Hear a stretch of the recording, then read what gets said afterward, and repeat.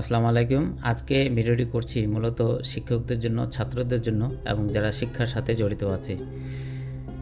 আমরা আধুনিক বিজ্ঞানকে, আধুনিক তথ্য প্রযুক্তিকে কিভাবে শিক্ষার ক্ষেত্রে ইউজ করতে পারি সেটা আমি দেখানোর চেষ্টা করব।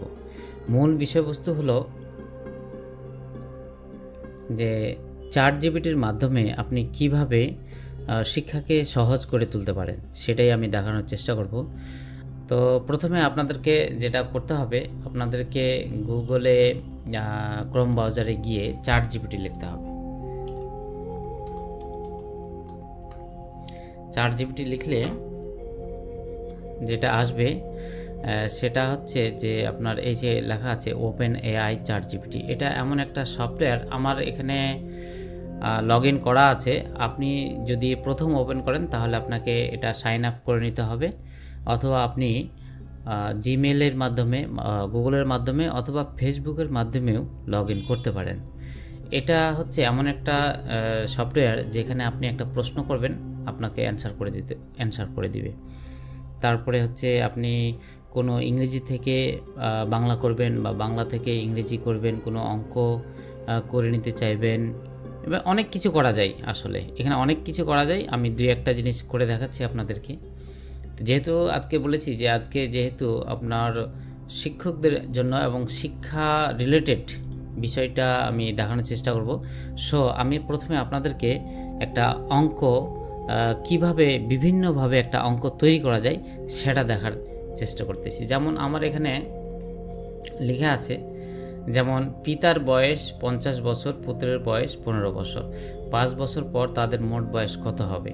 এটা একটা অঙ্ক, এটা এমনিতে সবাই পারবেন, কিন্তু আপনি যদি চান, অনেকে কিন্তু এটা চায় যে এভাবে আপনি নতুন নতুন কয়েকটা অঙ্ক আপনি করে নিতে চাচ্ছেন, তাহলে আপনি যদি এখানে চ্যাটজিপিটিকে প্রশ্ন করেন যে please give me 5 more examples like this in Bangla, যে পিতার বয়স 50 বছর এবং পুত্রের বয়স 15 বছর, 5 বছর পর তাদের মোট বয়স কত হবে, সে আপনাকে 5টা এক্সাম্পল দিয়ে দিবে।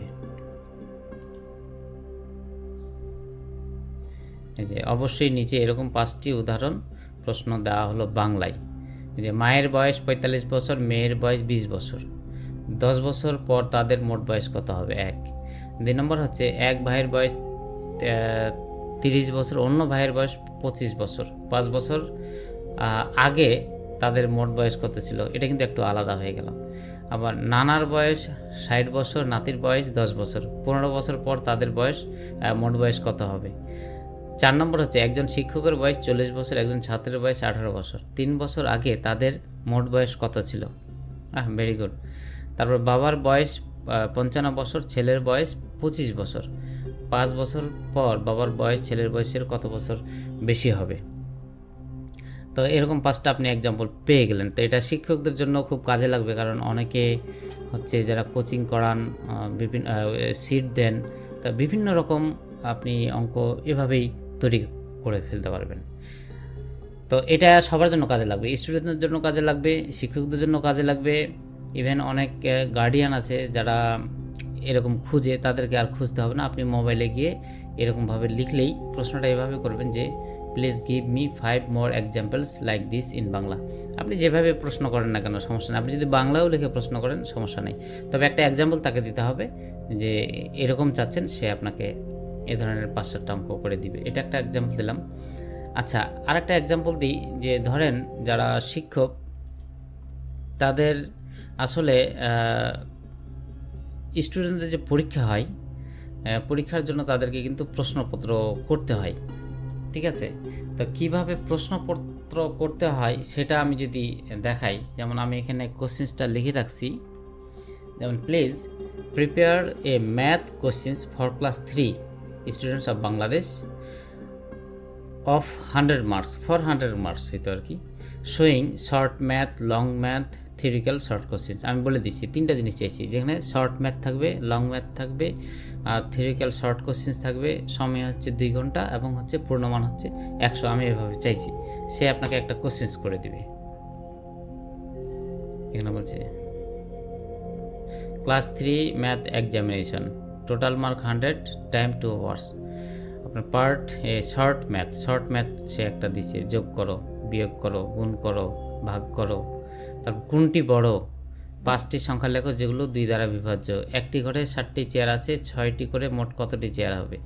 800 টাকা থেকে এত টাকা বিয়োগ করলে বাকি কত টাকা থাকবে? এটা কিন্তু একটা দিয়ে দিচ্ছে এবং বলে দিচ্ছে যে answer any 6 question, each question carries 5 marks. সুন্দরভাবে আপনার পূর্ণমানও দিয়ে দিছে। আবার এটা হচ্ছে long math, answer any 4 questions, each questions carries 10 mark, এভাবে কিন্তু বলে দিছে 10 মার্ক করে। রাহাতের কাছে 500 টাকা ছিল, সে একটি ব্যাগ কিনলো 275 টাকায়, একটি কলম কিনলো এত টাকায়, মোট কত টাকা খরচ হলো, তার কাছে এখন কত টাকা থাকলো, সুন্দরভাবে দিয়েছে। আর একটা দিছে একটি বাসে 5টি সারিতে 4 জন করে বসে আছে।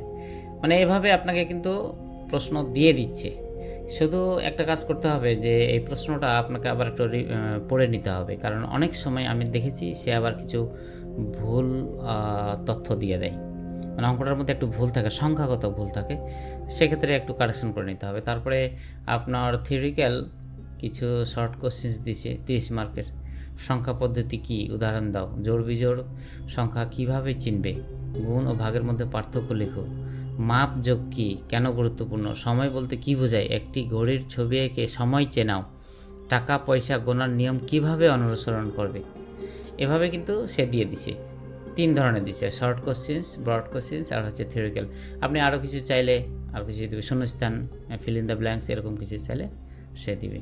তো আপনি এভাবে ভিডিওটি করার উদ্দেশ্য হলো যে এখন বাংলাদেশে আপনারা সবাই জানেন যে স্টারলিংক আসতেছে, এবং সেটা যদি আসে তাহলে গ্রামে গঞ্জে ইন্টারনেট ছড়িয়ে পড়বে, ব্যাপকভাবে ছড়িয়ে পড়বে বলে আশা করা হচ্ছে। সেক্ষেত্রে আমরা এটাকে কিভাবে এটার সদ্য ব্যবহার করতে পারি, এটার কিভাবে আমরা সুবিধা নিতে পারি, এটা সবার জন্য ইজি হয়ে যাক, আমরা তথ্য প্রযুক্তিতে আরও এগিয়ে যাই। আমার ফেসবুক যে ফ্রেন্ডস লিস্টে এবং অনেকে ফলোয়ার আছে যারা কিন্তু প্রত্যন্ত গ্রামে গঞ্জের, হয়তো এগুলো অনেকেই জানে না, কিন্তু আমি চাই সবার মাঝে এই তথ্যগুলো ছড়িয়ে যাক, সবাই এগিয়ে যাক। ধন্যবাদ সবাইকে।